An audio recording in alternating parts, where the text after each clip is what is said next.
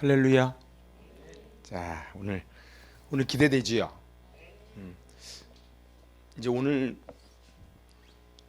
오늘부터 이제 본격적으로 이제 6강까지는 1절, 2절 서론이었고요. 이제 3절서부터 도대체 그럼 그 예수님이 누구냐? 그러면서 쭉 이제 풀어가는 거거든요.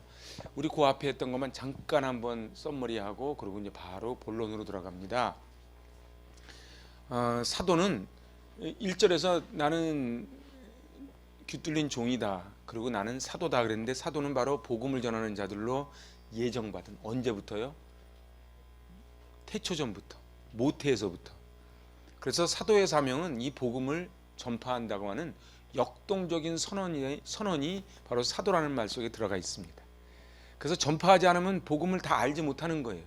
그러니까 이 복음이라고 하는 것은, 유앙겔리온이라고 하는 것은 나 혼자 알고 좋은 것이 아닌 바로 전하는 데까지 가는 것이 복음이다. 로마서 1장 2절이었죠. 우리 지난 시간 같이 읽어보지요. 이 복음은 하나님이 선지자들을 통하여 그의 아들에 관하여 성경에 미리 약속하신 것이라. 여기서 말하는 성경은 구약 성경이지요. 그래서 구약 성경에 내내 다 이야기했다. 구약의 모든 글은 바로 예수 그리스도를 가리킨다. 자, 누가복음 24장 44절 45절입니다. 같이 받들어 봉독합니다.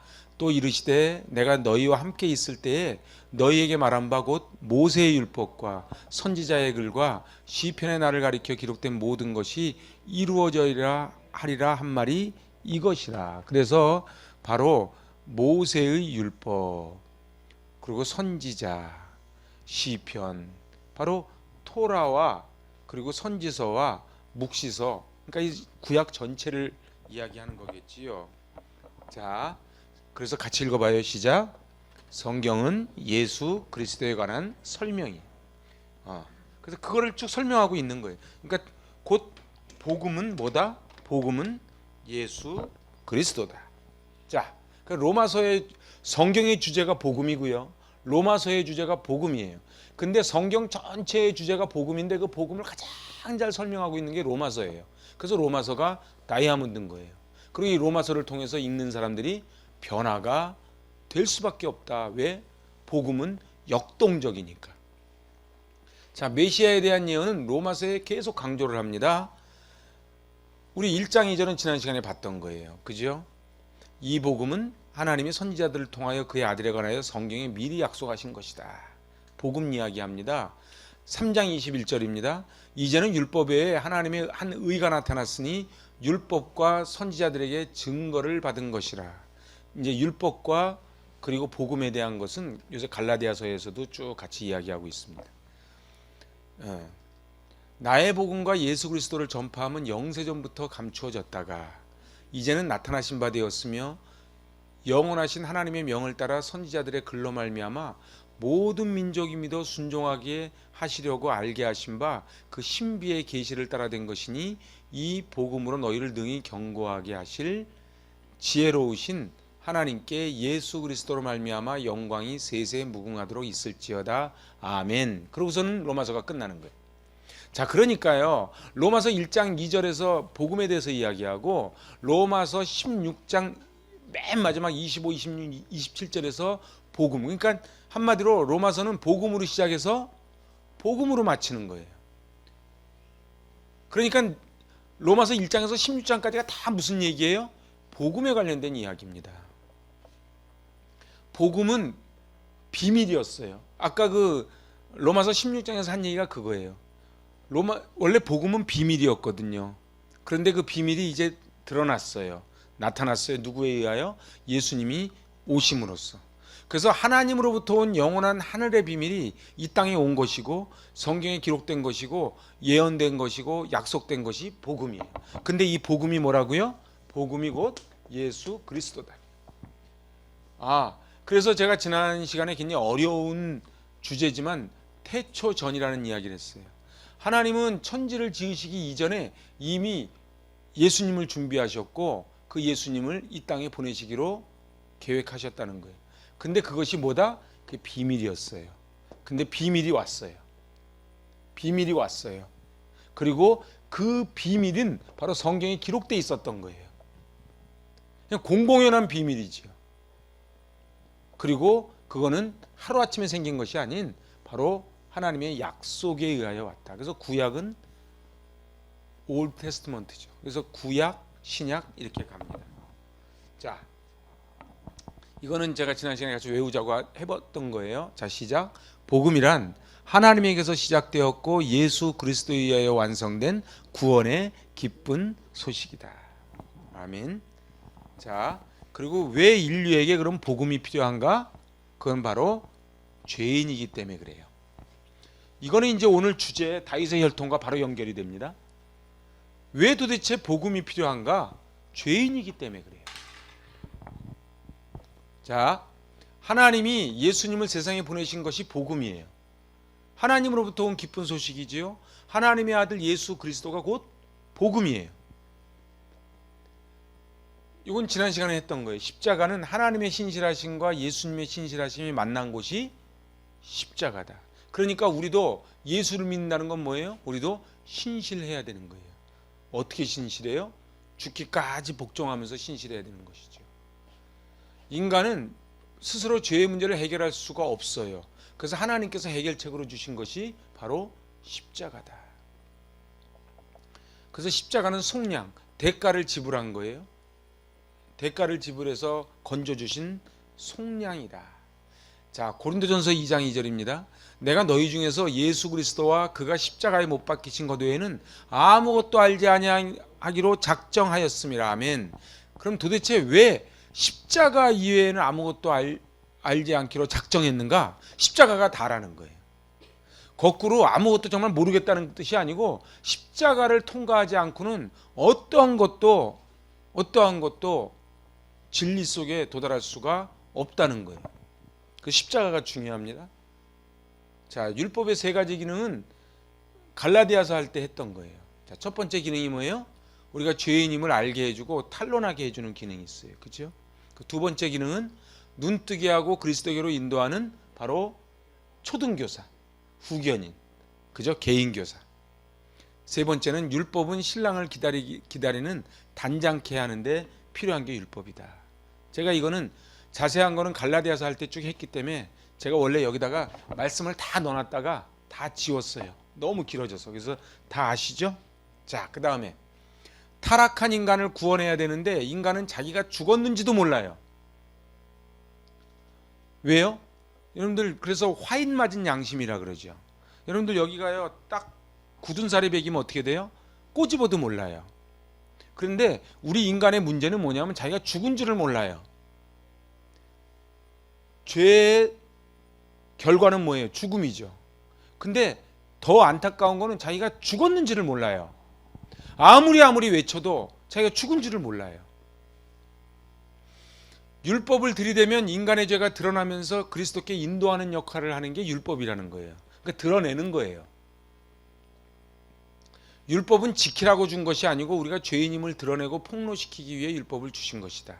그래서 중요한 거는요, 중보자가 중요해요. 자, 중요한 거는요, 자기가 죄인인 줄을 몰라. 그러니까 네가 죄인이라는 것을 알게 해줘. 그게 누가 한 거예요? 나단 선지자가 다윗한테 와서 한 얘기가 그게 율법이에요. 그런데 중요한 거는 반응이 중요해요. 자, 그래서 누가 필요하다? 인간은 도저히 죄의 문제를 해결할 수 없다. 그래서 중보자가 필요함을 깨닫는 거예요. 이것이 오늘 자연스럽게 바로 1장 3절로 연결이 되는 겁니다. 그래서 제가 쭉 한 거예요. 그래서 오늘 결론이 뭐냐? 복음의 핵심은 예수 그리스도다. 자, 오늘 이것이 1장 3절입니다. 1장 3절이에요. 페리투 피우 아우투 제가 지난 시간에도 아우투 얘기해 드렸어요. 기억나시죠? 페리투 피우 아우투 투 게노마누 에크 스페르마토스 다윗 카타 사르카. 다윗을 헬라어로는 바로 다윗 이렇게 해요. 그래서 이걸 원문을 그대로 번역을 하면 하나님의 아들은 육신을 따라서는 다윗의 혈통을 통해 되어진 분이시며, 이게 3절이에요. 이제 4절은 성령, 성결의 영. 자, 그래서 오늘은 이 3절만 갖고도 시간이 모자라요. 그래서 이 3절만 가지고 한번 얘기를 풀어봅니다. 자, 하나님의 아들. 그래서 예수 그리스도는 바로 그 인성과 신성을 다 갖추신 분이다. 중요한 거는요, 여기서요, 예수 그리스도의 인간적인 기원을 이야기해요. 3절은 인간적 혈통으로는 다윗의 혈통에서 나셨어요. 예수 그리스도는 역사적 인물이에요. 바로 아브라함과 다윗의 자손 예수 그리스도의 계보라, 이러고서는 마태복음 1장 1절은 시작이 되지요. 예수 그리스도의 이제 요게 3절, 요게 4절이에요. 근데 제가 아무리 연구를 해봐도 3절 4절을 하루에 못하겠어. 그래서 오늘 좀 3절만 한번 다뤄봅니다. 자, 그의 아들에 관하여 말하면 육신으로는 다윗의 혈통에서 나셨고, 이렇게. 근데 요 짧은 말이요, 어마어마한 걸 담고 있어요. 근데 우리는 이거를 별로 배워본 적도 없고, 그래서 그냥 우리는 쑥쑥 그냥 넘어가요. 뭐 다 아는 걸 뭐, 그죠? 다윗의 혈통에서 나신 거 알죠? 모르는 사람이 어디 있어요? 근데 사실 어마어마한 메시지가 담겨 있다는 거예요. 자, 육신으로는 다윗의 혈통으로 나셨다. 이게 무슨 얘기예요? 예수님도 우리와 똑같은 사람이다. 그렇기 때문에 피 흘렸고 십자가에 달리셨어요. 그런데 이단은요, 그 초대교회 때 그런 이단이 많았어요. 그래서 가연설. 옛날에 플라톤은 육은 제한적이고 악하고, 그리고 영이 순수하고, 그리고 더 상이라고 생각하는 그 플라톤주의의, 그래서 이데아 사상이 있지 않습니까? 플라톤 사상에 입각을 해서 예수님이 이 육신의 몸을 입고 오실 리가 없다. 그래서 가현설이에요. 이게 다 이단들이에요. 결국은 예수님은요, 우리가 똑같은 사람이에요. 근데 플러스 뭐예요? 여기에 하나님이시다. 그런데 이제 다음 시간에 결론으로 얘기하겠지만 미리 얘기를 하면은 이게 1번이에요. 2번이에요. 3번까지 고백을 해야 복음이에요. 다시 얘기해 볼까요? 1번은 뭐다? 우리와 똑같은 사람으로 오셨다. 똑같이 아파하시고 똑같이 기뻐하시고 똑같이 피곤하셨다. 그래서 십자가에 달리실 때에 괴로웠다. 배신당했을 때 마음이 아팠다. 그 예수님이다. 그런데 두 번째는 뭐다? 근데 그분이 하나님이시다. 이게 지금 4절이에요. 근데 여기서 끝나면 안 돼요. 여러분들 있잖아요,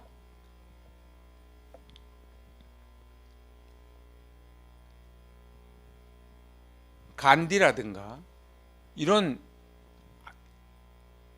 위대한 선각자들, 지도자들이 있어요. 여러분들 그 아프리카의 성자가 누구예요? 넬슨 만델라가 아프리카의 성자입니까? 응? 응? 자, 힌트. 그분은 신학 박사면서 의사면서 음악가면서, 그래서 저 아프리카에 들어가서, 그렇지, 슈바이처 얘기하는 거예요. 그런데 슈바이처는 여기서 끝났어.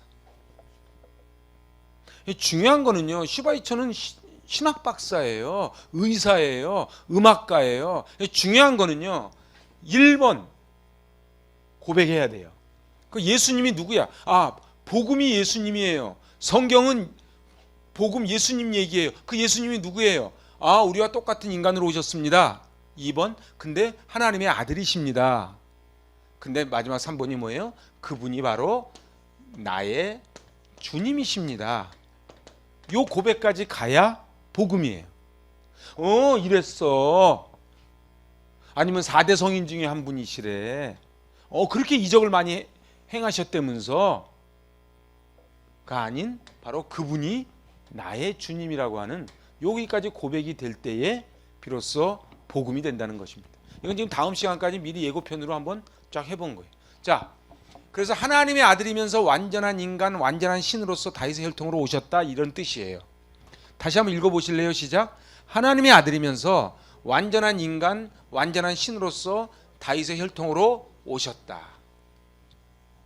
이거를 인카네이션이라 그러죠. 자, 그러면은 완전한 인간으로 오셨다는 것을 설명하는 게 바로 다윗의 혈통, 다윗의 후손이라는 거예요. 근데 왜 하필이면 그러면 다윗의 혈통이냐? 혹시 궁금하지 않으세요? 원래 그렇게 써져 있으니까. 그죠? 응?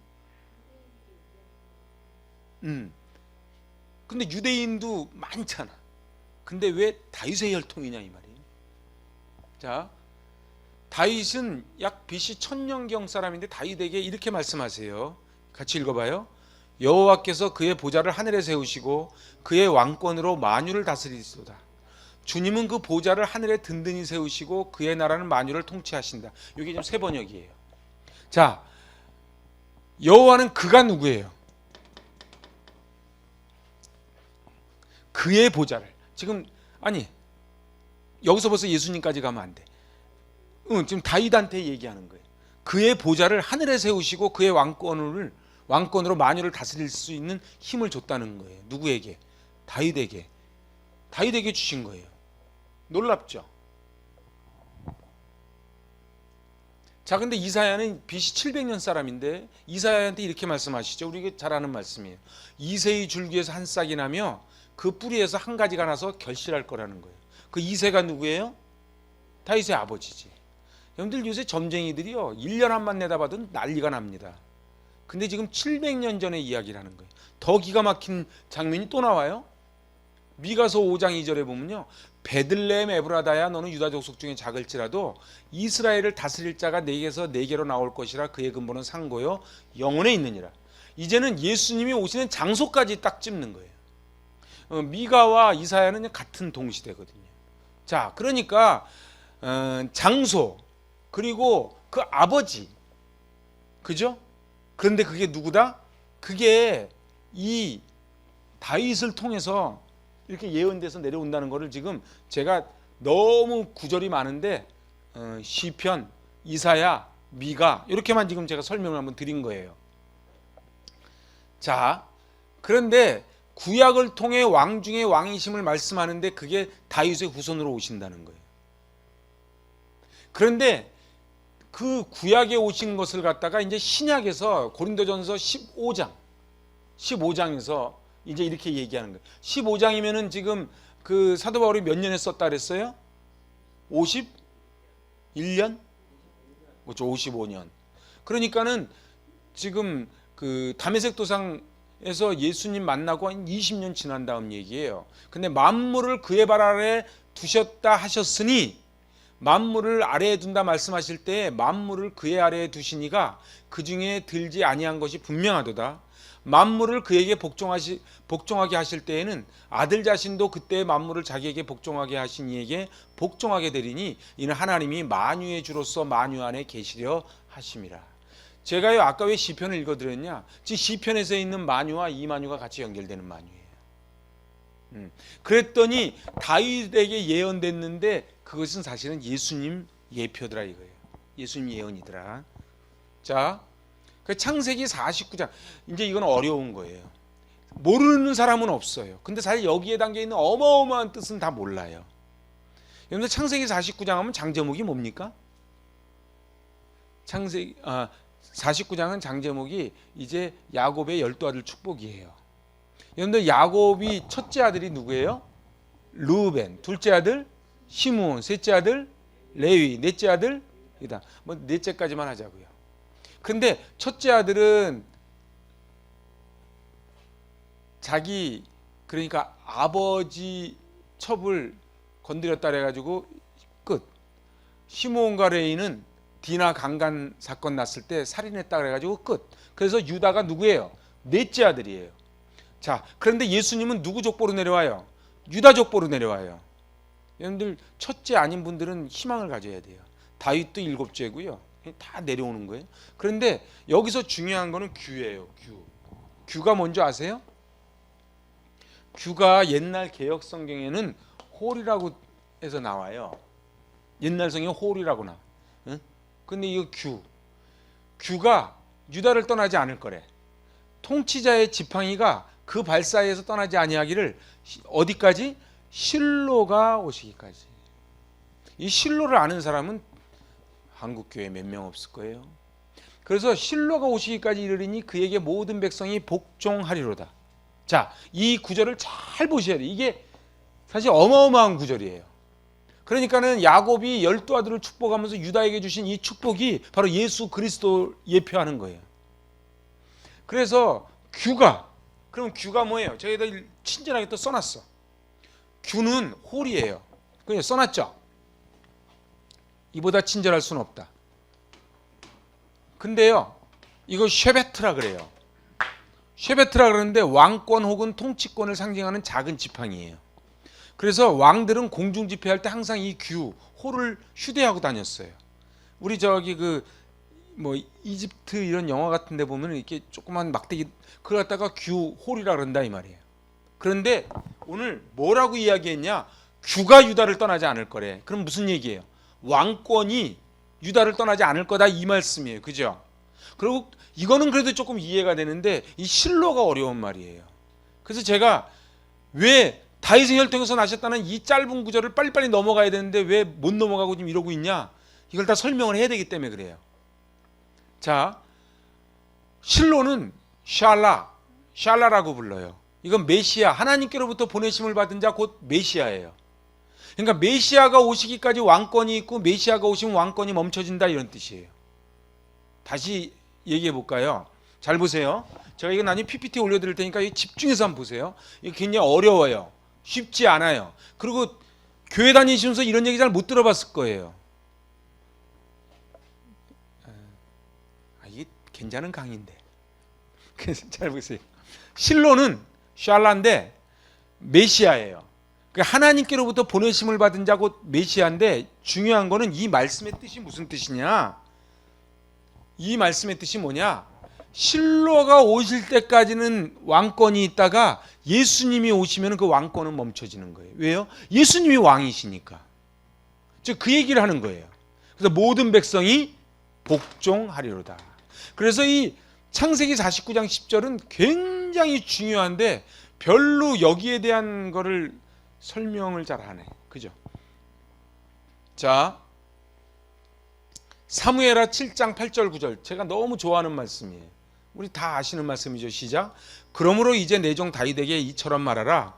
만군의 여호와께서 이처럼 말씀하시기를 내가 너를 목장 곧 양을 따르는 데서 취하여 내 백성 이스라엘의 주권자를 삼고 내가 어디를 가든지 내가 너와 함께 있어 내 모든 대적을 내 앞에서 멸하였은즉 세상에서 존귀한 자의 이름같이 내 이름을 존귀케 만들어주리라. 할렐루야. 그래서 여기서 보니까 주권자가 있는 거예요. 존귀케가 있는 거예요. 응? 주권자. 그래서 아까 그 규하고 실로를 떠올리시면 되는 거예요. 그래서 다윗한테는 아무 자격이 없어요. 다윗은 그냥 양을 지켰어. 그리고 아버지 형들한테도 인정을 못 받는 7번째야. 그런데 하나님이 강권적으로 내가 취하여, 나는 이 단어가 얼마나 은혜가 됩니까? 사랑하는 여러분, 저와 여러분이 하나님이 취하여서 여기 왔습니다. 그러니까는 세상 사람들은요, 우리를 보고 스펙을 보고 그리고 세상의 기준을 보지만 하나님의 기준은 그게 아니에요. 뭘 봐요? 성실을 보는 거예요. 성실을 보는 거예요. 그래서요, 하나님의 신실과 예수님의 신실이 만난 곳이 뭐다?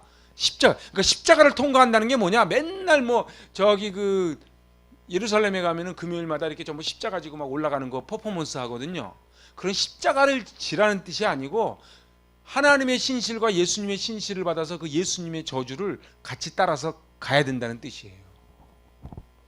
제가 볼 때 십자가 신앙만 제대로 쓰면요, 한국 교회는 문제가 없습니다. 자, 하나님께서 다윗을 높이신다. 너는 이스라엘의 주권자다. 그러나 너는 실로가 올 때까지 그림자다. 이게 중요해. 요거 읽어보세요. 가로 시작. 너는 이스라엘의 주권자다. 그러나 너는 실로가 올 때까지 그림자라는 거예요. 그러니까 다윗이 큰 소리 치면 돼요, 안 돼요? 안 되는 거예요. 그냥 모델이야, 모델. 다윗은 누가 메인 주인공 나올 때까지 다윗은 너는 이따가 실로가 오기까지 복종하리로다. 그래서 하나님이 주권자로 삼으신 거예요. 일방적으로. 하나님이 왜 나를 구원하셨는가? 일방적으로 그렇게 하신 거예요. 다윗은 7번째예요. 솔로몬은 다윗의 마지막 처 밧세바. 그냥 마태복음 1장에 밧세바 이름이 등장하지만 밧세바 막 드러내기 어려운 이름 아닙니까? 근데 그 밧세바의 또 네 아들 중에 4번째가 솔로몬이에요. 그러니까 지금 하나님의 뜻이 뭔지를 대강 감 잡으시겠죠. 왜 도대체 네 번째인 유다를 통해서 그러시는지, 일곱 번째인 다윗을 그래서 그러시는지, 넷째 그것도 다윗의 맨 마지막 처, 그것도 십계명을 어겨가면서까지 맞아들인 그 처에 그것도 또 네 번째 아들이 솔로몬이라는 거예요. 그럼 우리는 어때요? 우리 원래 장자예요? 마리아, 이제 여기서부터가 좀 어려워요. 응? 잘 들어보세요. 마리아와 요셉은 이세의 줄기에서 나셨어요. 여러분들, 제가 한번 여러분에게 여쭤볼게요. 요셉은 이세의 줄기에서 나신 다윗의 자손이라는 거를 다 아시죠? 그거 모르시는 분 없죠? 근데 마리아도 이세의 줄기에서 났다는 거를 아시는지요? 아니, 제가 다시 물어볼까?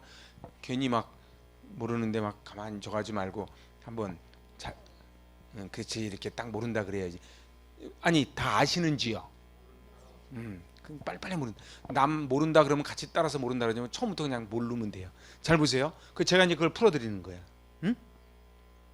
자, 마태는 요셉의 족보 중심으로 기록을 하고요. 누가는 마리아 족보 중심으로 기록합니다. 그래서 마가복음, 요한복음에는 족보가 없고요. 마태는 내려오는 하향식 족보고 누가복음은 상향식 족보예요. 아시죠? 어디까지 가요? 제가 그랬죠. 어디까지 가?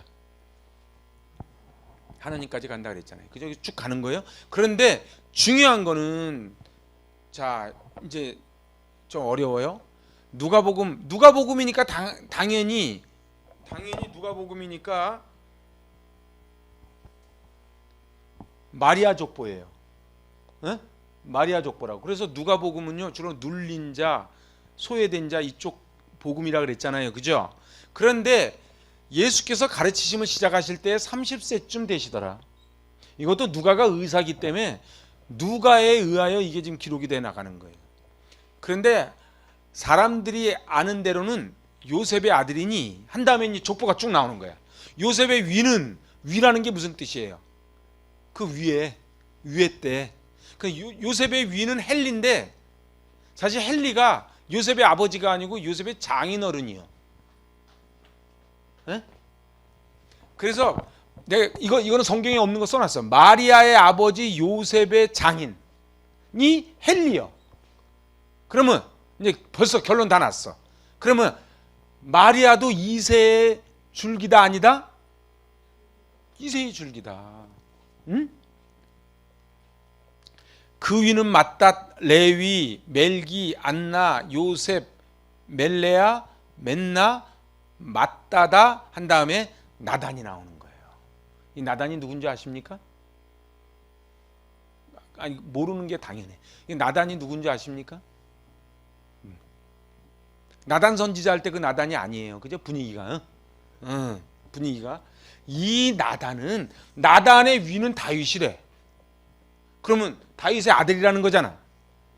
그죠? 이게 솔로몬 형이야. 그러니까 밧세바의 아까 솔로몬이 몇째라 그랬어요? 넷째라 그랬죠. 나단이 셋째야. 응? 자, 그러니까 여기서 지금 나단이요 그 위는 다윗이라. 그러니까 다윗의 아들이 나단이야. 그래서 쭉 내려가잖아요. 그죠? 그러니까는 요셉의 아버지가 헬리인데 여기는 그냥 위라고 표현했지만 사실은 이게 마리아 족보기 때문에 그 요셉의 아버지가 아니고 요셉의 장인이다 이 말이에요. 그러니까 결국 따지면 마리아의 아버지지. 그래서 나단은 밧세바의 세 번째 아들이에요. 솔로몬은 네 번째 아들. 그죠? 그래서 마리아도 결국은 뭐다? 저 혼자 하는 거 아니죠. 마리아도 결국은 뭐다? 이세의 줄기라는 거예요. 근데 이게 너무너무 중요한 거예요. 그러니까 아까 이사야서에서 이세의 줄기에서 날 거라 그랬는데 그거는 요셉한테만 한 얘기가 아니고 마리아한테도 해당되는 거다 이 말이에요. 여인의 후손. 자, 이거는 이제 새로운 챕터로 넘어가는 거예요. 그런데 모든 사람은 다 남자의 후손으로 오는데 예수님만 여자의 후손으로 오셨다는 거예요. 그래서 원시복음. 부부관계로 태어나는 건 전부 아담의 후손입니다. 아담의 후손은 죄악 중에 태어나는 혈통이에요. 그래서 우리에게 뭐가 있어요? 원죄가 있어요. 태어날 때부터 원죄가 있어요. 그래서 이거는 아담의 후예들이기 때문에 전부 다 원죄가 있는 거예요. 그래서 전도할 때 제일 힘든 게 뭐냐면 당신 죄인입니다. 그러면 내가 왜 죄인이냐 그래요. 태어날 때부터. 그래서 다윗이 뭐라 그래요? 내가 모태에서부터 죄악 중에 태어났다고 고백을 해요. 다윗이. 그러니까는 우리가 괜히 깨끗한 척해도 도끼인 객긴이에요. 다 죄인이에요. 예수 그리스도의 보혈이 없이는 우리는 하늘나라를 갈 수가 없어요. 깨끗게 될 수가 없어요. 그래서 여인의 후손으로 오신 거예요. 부부관계로 오신 게 아니라는 거예요. 그러니까 더 엄밀히 따지면요, 마리아가 잉태한 게 아니에요. 마리아 배를 잠깐 빌려서 계시다가 나온 것이지. 그러니까 사실 여인의 후손이라는 말도 정확한 표현이 아니에요. 그냥 어떻게 표현할 방법이 없으니까 여인의 후손이라고 표현한 거라 이 말이에요. 그래서 우리 잘 알죠. 이거는 3장 15절 원시복음 시작. 내가 너로 여자와 원수가 되게 하고 내 후손도 여자의 후손과 원수가 되게 하리니 여자의 후손은 내 머리를 상하게 할 것이요 너는 그의 발꿈치를 상하게 할 것이니라 하시고. 자, 이게 원시복음이에요. 여자의 후손과, 여기서 말하는 여자의 후손이 누구냐면 예수 그리스도라는 거예요. 그죠? 여기서 내 후손이 누구예요? 이게 마귀예요. 그래서 마귀와 예수 그리스도는 원수가 되게 돼 있어요. 그래서 여자의 후손은 너가 뭐냐면 마귀야. 마귀의 머리를 박살내는 거예요. 여러분들 뱀은요, 그래서 그 멜 깁슨의 패션 오브 크라이스트에 보면은 이 머리를 팍 밟는 장면이 나와요. 그 멜 깁슨은 바로 이 창세기 3장 15절 말씀을 그대로 해서 영화로 만든 거예요. 그러니까 여자의 후손이 사단 뱀의 머리를 박살내는 거예요. 여러분들 뱀은요, 머리를 깨지 않으면요 안 죽어요. 저 군에 있을 때요, 거긴 1400고지가 돼서 뱀이 되게 독하거든요. 근데 모르고 여길 잡았어. 여길 잡아야 돼. 여길 잡으니까 이렇게 고개를 휙 돌려가지고 물더라고. 그래서 난리가 났었어요. 여러분들 뱀은요, 여기를 딱 쥐지 않으면은 계속 돌거든요. 그래서 머리를 박살낸 거예요. 그런데 사단은 예수님의 발꿈치를 상하게 한대요. 그래서 십자가 고난이에요. 십자가 고난이. 근데 죽어야 안 죽어요? 안 죽어요. 그렇지만 사단은 죽어야 안 죽어요? 죽어요. 그래서 사망한 애가 쏘는 것이 어디 있냐 그러는 거예요. 그래서 죽음의 첫 열매가 바로 부활이에요. 예수님이 첫 열매가 되신 거예요. 그리고 누구든지 나를 믿으면은 죽어도 살겠고 살아서 나를 믿는 자는 영원히 죽지 아니하리라. 그래서 예수 이외에는 대안이 없는 거예요. 세상 어떤 오고 가는 인류 중에 죽은 권세를 넘어선 거는 예수님밖에 없는 거예요. 그래서 바로 이 창세기 3장 15절 원시 복음이 바로 여자의 후손에 대해서 이야기한다 이거죠. 여자의 후손은 인류 가운데 한 분만 계세요. 그게 누구예요? 그 예수 그리스도예요.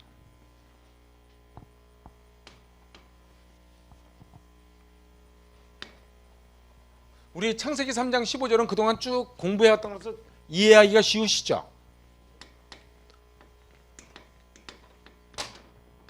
자, 그래서 여자의 몸을 빌려 예수님이 이 땅에 오신 거예요. 그냥 빌린 거야.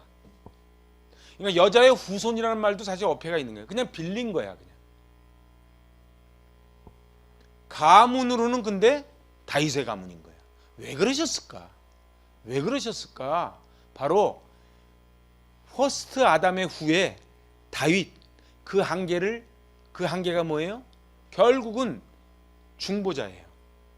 그래서요, 육적으로는 여인의 몸을 빌려서 오신 것이지요, 이미 승부는 결정됐어요. 발꿈치를 상하게 하는 건 뭐예요? 예수님 십자가에 당하신 고난을 이야기합니다. 그래서 사단의 마지막 발버둥이요, 발꿈치를 무는 거예요. 근데 우리가 두려워할 필요가 없는 거예요. 사단은요, 우리를 끊임없이 싸우게 하고요, 끊임없이 화나게 하고요, 끊임없이 무너뜨리고요, 끊임없이 배신하게 하고요, 끊임없이 낙심하게 합니다. 그런데 이게 마지막 발버둥을 지금 치는 거예요. 근데 우리가 여기에 속으면 안 돼요. 속으면 안 돼요. 근데 한번 신문을 한번 펴보세요. 뉴스를 한번 들어보세요. 지금도 뭐 우크라이나 막 전쟁 소식 나잖아요. 저 왜 남의 나라 전쟁 가서 저래요? 결국 자기 이익을 위해서 지금 남의 나라를 침공하는 거잖아요. 그런데 여기다가 역사를 한번 보세요. 일본이 우리나라 침공한 거, 세계 뭐 스페인이나 영국이나 이런 사람들이 남미나 이런 데 가서 아프리카 가가지고 식민지 삼은 거, 이게 전부 다 사단이 하는 짓거리. 히틀러, 무솔리니 다 이게 독재자들, 이게 다 사단이 하는 짓거리예요. 왜 다윗의 혈통을 통해서 나셨을까? 인간적으로는 평범한 사람도 저지르지 않는 죄를 저질러요. 다윗이. 뭐 다윗이 되게 성군이지만은 평범한 인간도 남의 아내를 그렇게 탐하지 않아요. 거기다가 탐하는 것도 넘어서서 이제는 자기 부하를 죽이기까지 살인 교사를 하잖아요. 그것이 얼마나 큰 죄악인지를 몰랐다는 것이 심각해요. 제가 갈라디아서 할 때 말씀드렸죠. 밧세바를 범한 다음에 1년이 지나도록 그걸 모르는 거예요. 모르는 거예요. 그래서 나단 선지자가 온 것이잖아요.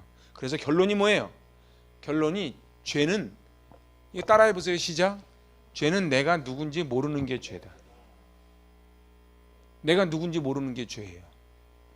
그래서 나중에요, 로마서 1장에 보면 죄가 쫙 나오거든요. 그거는 죄가 아니고 그냥 죄로 인해서 생긴 결과물일 뿐이에요. 그러니까 우리는 자꾸 이거 하나하나 해결한다고 해결되는 게 아니에요. 내가 사랑해야지, 기뻐해야지, 인내해야지, 절제해야지. 그래서 되는 게 아니에요. 두더지 게임처럼 하나 막으면 하나 올라와요. 근본적인 게 해결이 돼야 돼요.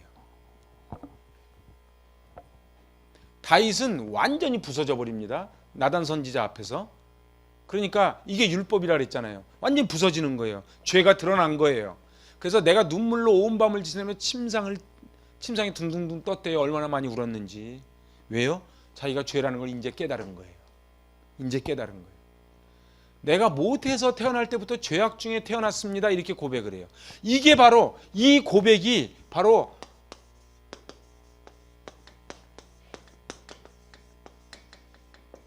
퍼스트 아담의 한계예요. 이 퍼스트 아담의 한계는 원죄가 있는 거예요. 그래서 나오는 게 세컨 아담이 나와서 결국은 십자가를 지심으로써 우리 죄를 지시고 구원하시는 거예요. 그래서 지금 로마서에 보면 이 퍼스트 아담, 세컨 아담 얘기가 쭉 나옵니다.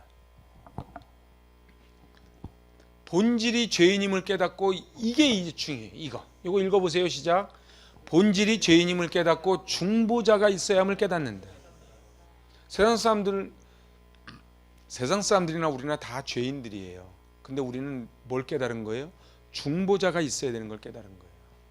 중보자가 있어야 돼요. 여러분들 세상에 많은 이단들이나 아니면 여러 악한 사람들 한번 보세요. 결국은 자기가 죄인임을 깨닫는 거예요. 이제 내가 모르는 게 죄예요.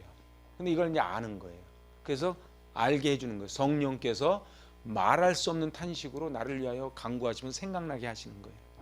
자, 그래서 예수 그리스도께서 다윗의 죄를 뚫고 오역된 역사를 뚫고 오신 거예요.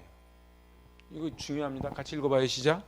예수 그리스도께서 다윗의 죄를 뚫고 오역된 역사를 뚫고 오신 거예요. 여기 쉼표 하나 들어. 잘 보세요.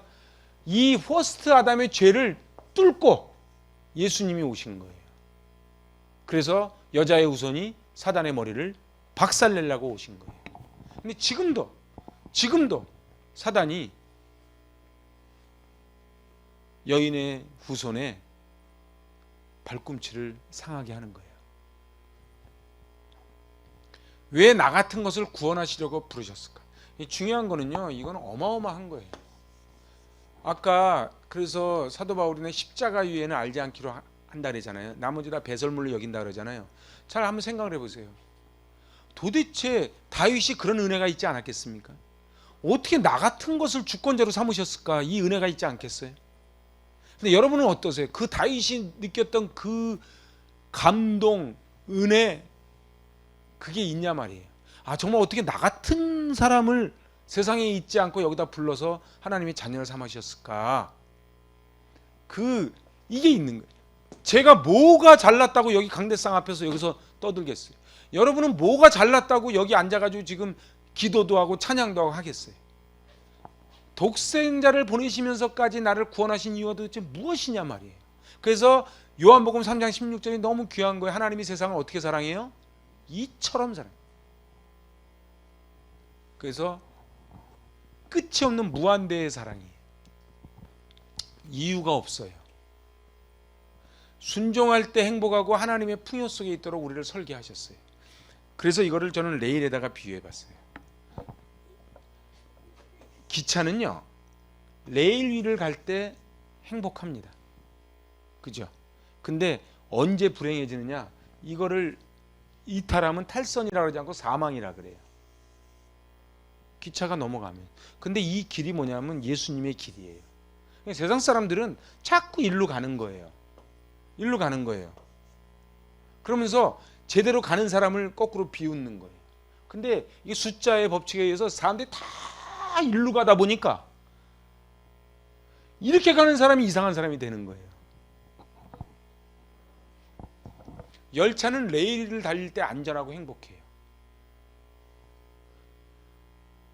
그래서 하나님이 아담에게 물어보신 거예요. 아담아, 아담아, 내가 어디 있느냐. 오늘도 하나님은 우리에게 물어보시는 거예요. 석구야, 석구야, 너 여기 어디 있냐. 네가 지금 앉아가지고 탈선해가지고 지금 그러고 코 빠뜨리고 있을 때냐. 물어보시는 거예요. 그러니까 사단이 자꾸 우리를 속이는 거예요. 너는 끝났다. 너는 가망이 없다. 네가 한다고 뭐가 되겠냐. 봐라. 몇 명 오겠냐. 이러면서 자꾸 속이는 거예요. 읽어보세요. 시작. 하나님이 설계한 그리스도라는 레일에 놓일 때 가장 안전하고 행복하게 설계하셨다. 그 일을 위해 예수님을 이 땅에 보내셨다. 그래서 이거를 뭐라 그래요? 은혜라는 거예요. 그래서 나중에 1장에 보면 은혜와 평강이 너에게 있을지어다. 여러분들 평강과 은혜가 있는 게 아니에요. 은혜와 평강이 있는 거예요. 순서는 정확해요. 여러분들 평강과 은혜가 있지 않아요? 은혜와 평강이 있는 거예요. 그래서요, 가만히 한번 생각을 해보세요. 우리가 레일 위를 안전하게 가도록, 그래서 평안을 내가 너에게 주노라. 내가 주는 평안은 세상이 주는 평안과 같지 않다 말씀하시잖아요. 그래서 여기다 올려놔서 넌 순종만 해. 가기만 하면 내가 다 알아서 해줄게. 그런데 우리는 어떻게 해요? 끝까지 탈선을 하는 거예요. 분명히 나를 자꾸 올려 태우는 거는 나를 속여먹는 거예요. 저 바깥에 진짜 좋은 게 있는데. 그래서 어떻게 해요? 자꾸 바깥으로 가는 거예요.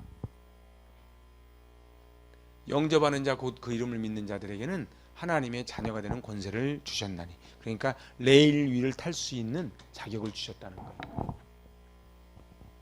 하나님은 똑같은 질문 우리에게 던지세요. 아담아, 아담아, 어디 있느냐. 똑같은 질문을 지금 우리 이 인류에게 던져주세요. 세상 한번 신문 한번 봐봐요. 어디 볼 게 뭐가 있는가. 입만 벌리면 거짓말하는 사람들이. 근데 그런 사람들이 다 많이 배운 사람들이에요. 못 배운 사람들이 거짓말하지 않아요.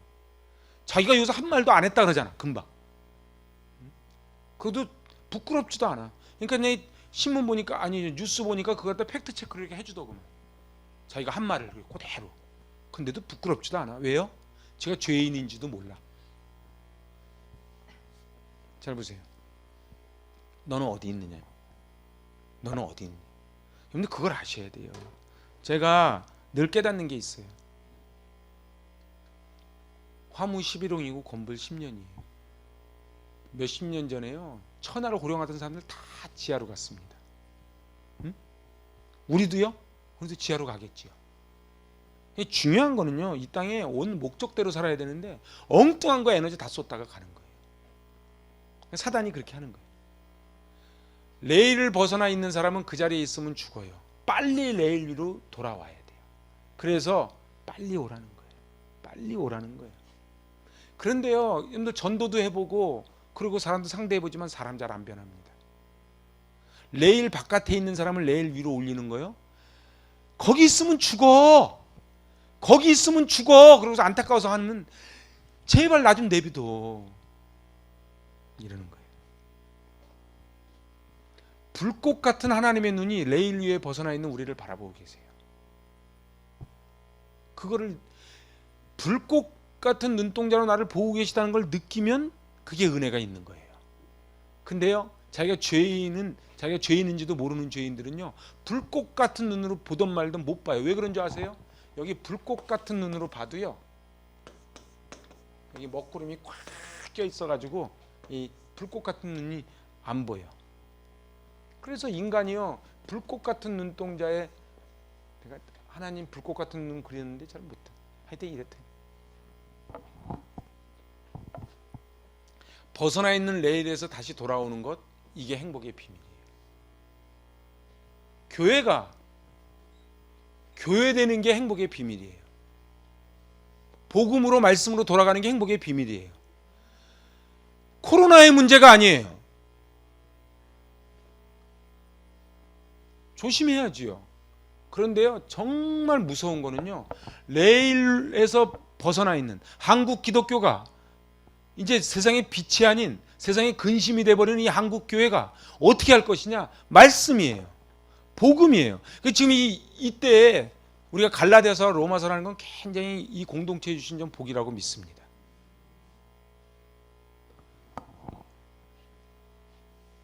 자, 이건 같이 읽어봐요. 이 준엄하고 엄숙한 주님의 부름 앞에 하나님 앞에 진솔하게 응답하고 탈선된 인간의 궤도를 되돌려놓고 하나님 앞에 순종할 때 약속한 하나님의 부여와 그 은혜를 누릴 수 있다. 정말이에요. 저는요, 하나님 앞에 제일 중요한 단어가 순종이에요. 근데 과학이 발달하면 발달할수록, 좀 잘 살게 되면 잘 살게 될수록 우리는 순종 안 해요. 왜요? 자기 생각이 있어요. 그래서 말씀을 받을 때도 어떻게 받아요? 저거는 팩트 체크를 혼자 해. 그래서 이건 맞고. 그래서 그 얘기는 하지 말아야지. 그래서 이 국문학 박사님, 의학 박사님 이런 분들이 있는 교회 목사님은 힘들대요. 하다가 예와 잘못하면 딱 쪽지 하나 올라온대. 목사님 맞춤법 틀렸습니다. 자기 마음을 보여주시기 위해 스스로 낮추시고 눈높이 교육으로 인간 역사 속에 들어오신 예수님, 시간 속에서 인물들을 부르시고 역사 속에 들어오셔서 사건을 만드시고 사건 속에서 천천히 단계적으로 우리에게 가르쳐 주세요. 이건 잘 보세요. 다윗이 왔잖아요. 제가 이거 하려면 또 한 시간. 다윗이 오고, 그래서 BC 723년에 아수르에 의하여 호세아 마지막 왕으로 북이스라엘을 망했죠. 그리고 586년에 바벨론에 의하여 남유다 시드기야 왕 때 망했죠. 그리고 어떻게 됐어요? 그리고요, 이 아수르 바벨론 다음에 메데 바사 페르시아가 왔죠.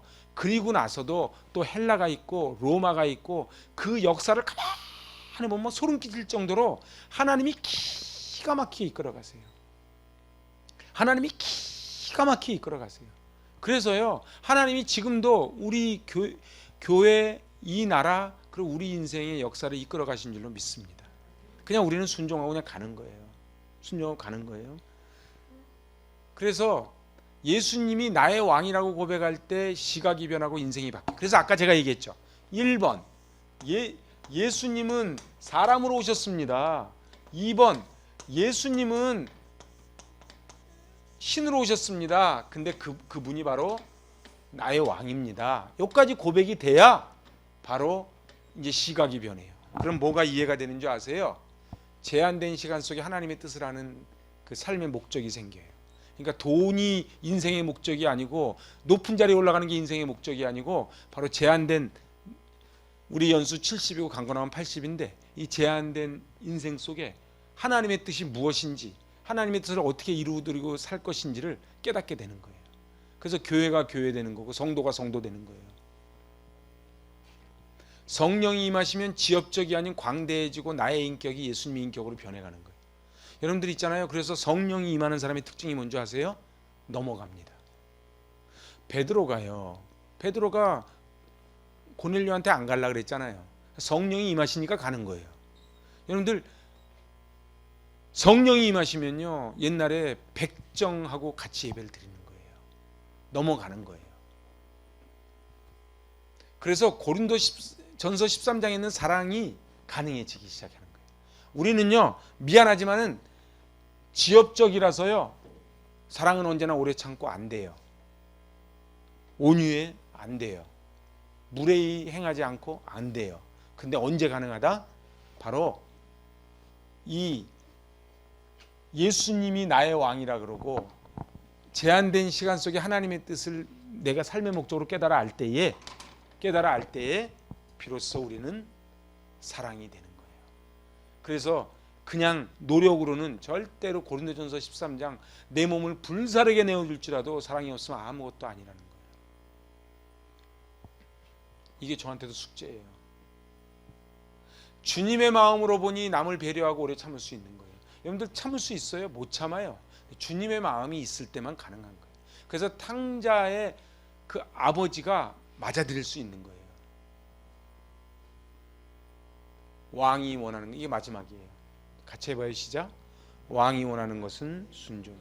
우리를 꽉 잡아서 못 살게 하려는 것이 아니고 레일 위를 가라는 뜻이에요. 레일 위를 가라는 거예요. 애들이요, 좋은 거 주겠다고 오라 그러면 캥 하고 가면 개고생하는 거예요. 지가 막 문 닫고 집을 나가봤자 어디 가겠어요. 예수님은 역사의 통치권자이고 주인이십니다. 자, 이거 아까 우리 헬라어고 이제 1장 3절 원문 번역 읽고 오늘 말씀 마칩니다. 하나님의 아들은 육신을 따라서는 다윗의 혈통을 통해 되어진 분이십니다. 기도하십니다. 하나님 아버지,